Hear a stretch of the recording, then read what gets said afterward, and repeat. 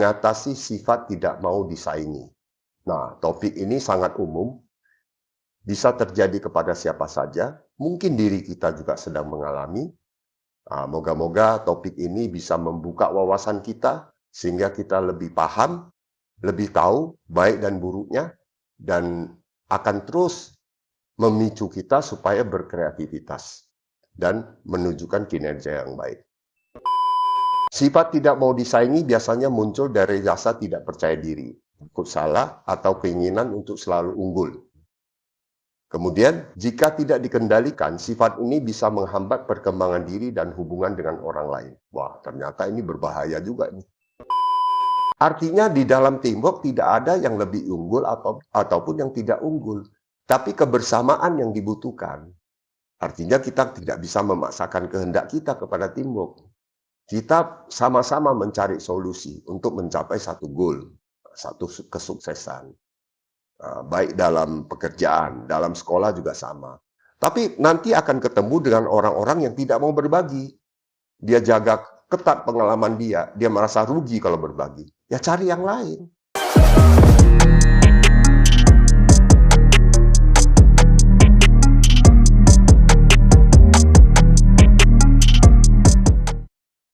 Bismillahirrahmanirrahim. Assalamualaikum warahmatullahi wabarakatuh. Pertama-tama mari kita bersama panjatkan puja dan puji syukur atas kehadirat Allah Subhanahu wa Ta'ala yang selalu melimpahkan rizki dan rahmat kepada kita semua. Tidak lupa sholawat serta salam senantiasa kita curahkan kepada junjungan kita Nabi Muhammad SAW yang telah membawa kita dari zaman kegelapan menuju zaman yang terang. Selamat pagi kami ucapkan kepada para mualaf kaum muslimin, para subscriber, pemirsa dan penonton yang sudah setia selalu menanti acara secangkir kopi di pagi hari di channel Kohalim TV. Pagi ini kita akan membahas topik mengatasi sifat tidak mau disaingi. Nah, topik ini sangat umum. Bisa terjadi kepada siapa saja, mungkin diri kita juga sedang mengalami. Moga-moga topik ini bisa membuka wawasan kita, sehingga kita lebih paham, lebih tahu baik dan buruknya, dan akan terus memicu kita supaya berkreativitas dan menunjukkan kinerja yang baik. Oke. Sifat tidak mau disaingi biasanya muncul dari rasa tidak percaya diri, takut salah, atau keinginan untuk selalu unggul. Kemudian, jika tidak dikendalikan, sifat ini bisa menghambat perkembangan diri dan hubungan dengan orang lain. Wah, ternyata ini berbahaya juga nih. Sifat tidak mau disaingi, ya. Nah, tapi alhamdulillah ada cara mengatasinya. Bagaimana cara mengatasinya? Satu, ubah pola berpikir. Persaingan itu hal yang biasa, bukan sesuatu yang istimewa, ya. Ya, sadari bahwa persaingan adalah bagian alami dalam kehidupan, baik dalam pekerjaan, bisnis, atau pergaulan. Anggap persaingan sebagai motivasi untuk berkembang, bukan sebagai ancaman. Nah, artinya kita harus ubah kita punya pola berpikir. Ya, pola berpikir akhirnya kita nggak boleh menganggap persaingan itu adalah sebagai satu ancaman. Tapi justru dijadikan sebagai satu motivasi. Nah, ini tinggal kita bagaimana kita atur pemikiran kita. Oke, yang kedua, tingkatkan rasa percaya diri. Gitu. Artinya, jangan membandingkan diri secara berlebihan dengan orang lain.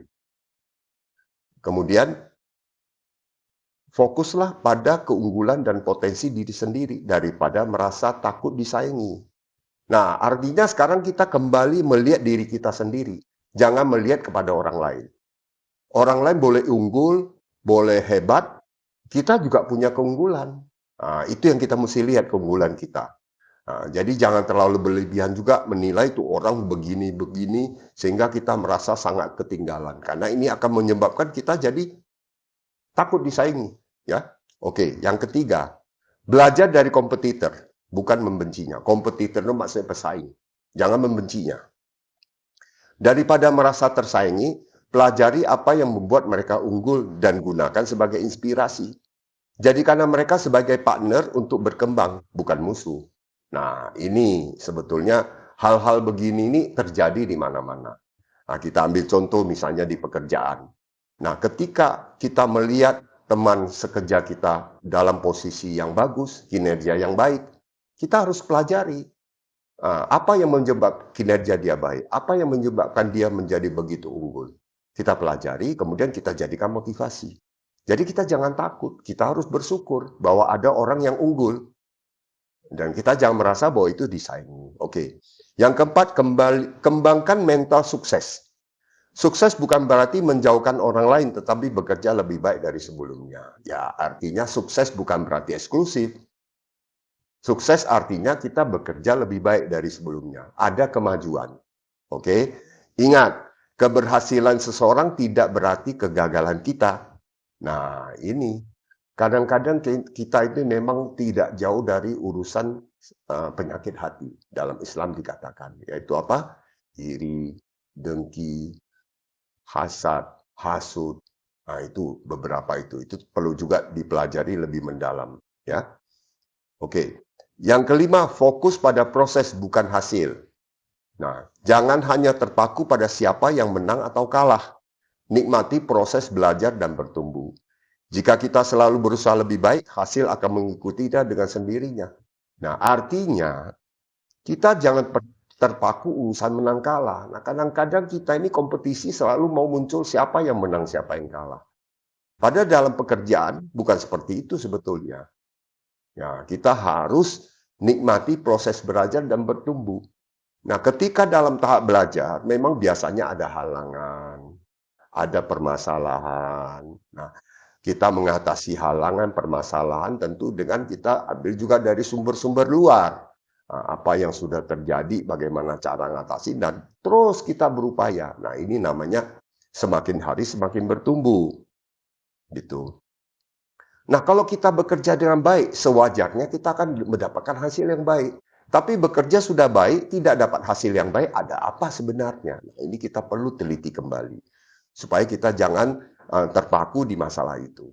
Oke? Nah, yang keenam, latih rasa syukur dan ikhlas. Ini paling penting.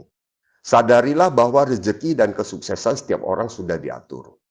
Dengan bersyukur, kita lebih mudah menerima kelebihan orang lain tanpa merasa iri. Nah, kalau sudah kita masuk ke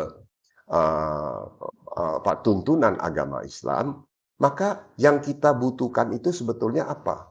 Yang kita butuhkan itu sebetulnya rasa bersyukur, gitu loh. Bersyukur bahwa kita kondisi sekarang sudah baik. Kita meningkatkan dengan yang lebih baik, gitu. Jadi kita nggak perlu terlibat dalam urusan iri mengiri. Syukur-syukur ada orang yang berlomba dengan kita untuk menjadi lebih baik, gitu. Nah, ini dijadikan supaya kita tidak masuk ke kategori orang yang iri.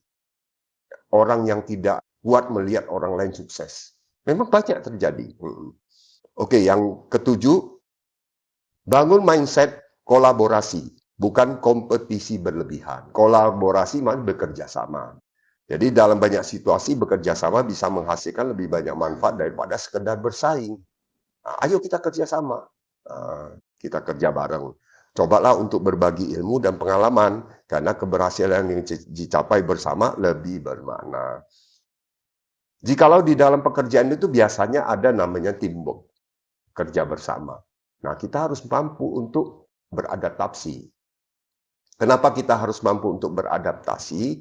Artinya di dalam teamwork tidak ada yang lebih unggul ataupun yang tidak unggul.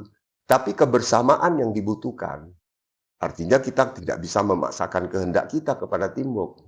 Kita sama-sama mencari solusi untuk mencapai satu goal, satu kesuksesan.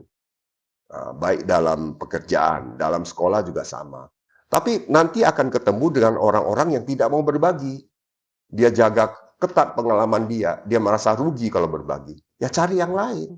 Kalau memang orang demikian nggak mau diajak untuk bekerja sama, pilih yang lain yang mau diajak kerja sama. Jangan jadi beban. Kenapa? Karena yang rugi kita. Orang tersebut belum tentu susah gara-gara itu. Ya kita kebawa-bawa iri, akhirnya kita menjadi susah sendiri. Jadi tidak perlu. Ya, oke. Kesimpulannya, Persaingan bisa menjadi motivasi untuk maju, bukan sesuatu yang harus ditakuti. Dengan mengubah pola pikir, meningkatkan percaya diri, dan belajar dari orang lain, kita bisa menghadapi persaingan dengan cara yang lebih sehat dan positif. Jika bisa mengatasi rasa takut disaingi, kita akan lebih fokus pada pertumbuhan diri dan sukses tanpa harus menjatuhkan orang lain.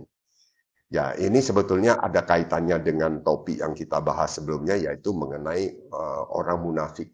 Nah, hati-hati di dalam tim, di dalam pergaulan sosial, kita juga akan bertemu dengan orang-orang seperti itu.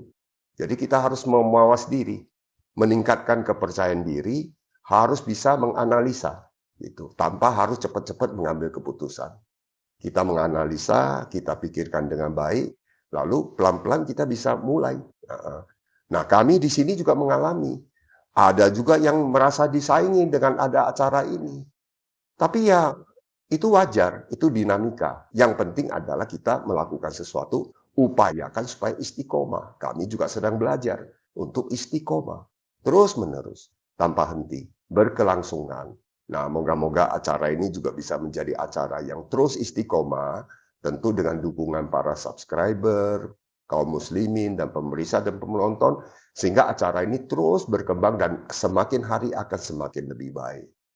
Tidak lupa kami mohon maaf juga apabila acara ini akhirnya bisa menyinggung, menyindir orang yang merasa tersindir dan tersinggung, kami mohon maaf. Tidak ada unsur kesengajaan. Ini kami berbagi. Jadi intinya adalah acara secangkir kopi di pagi hari ini adalah acara berbagi. Berbagi pengalaman, berbagi ilmu secara umum. Karena bahan-bahan kami dapatkan bukan eksklusif. Bahan-bahan di mana aja kami kumpulkan, yang penting bermanfaat. Nah, semoga ini menjadi satu inspirasi dan motivasi baik untuk kami di sini maupun untuk para pemirsa, para subscriber. Semoga ini akan terus berlanjut.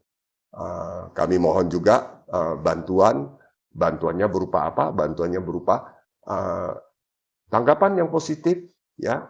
Kemudian jikalau mau testimoni, mau menyampaikan pendapat, silakan. Saran bisa dilakukan, ditulis di komen atau kirim by email kepada kami di santosohalim1963@gmail.com, atau mungkin kirim by WA ke kami juga bisa di telepon genggam kami 0812 1636 5335.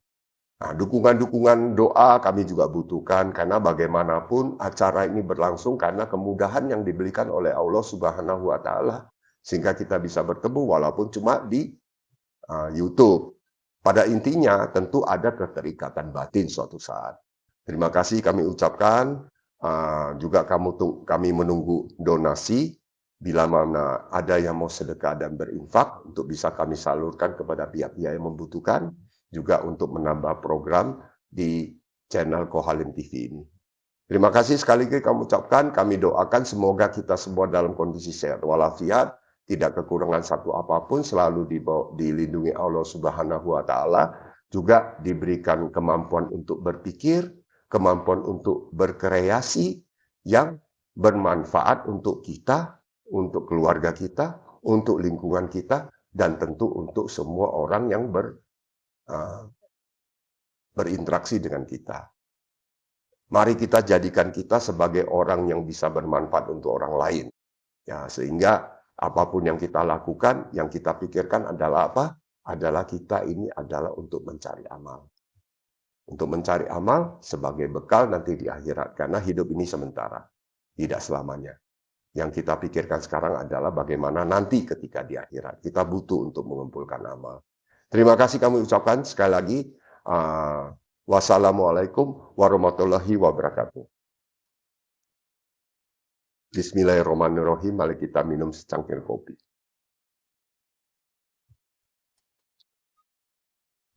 Alhamdulillah.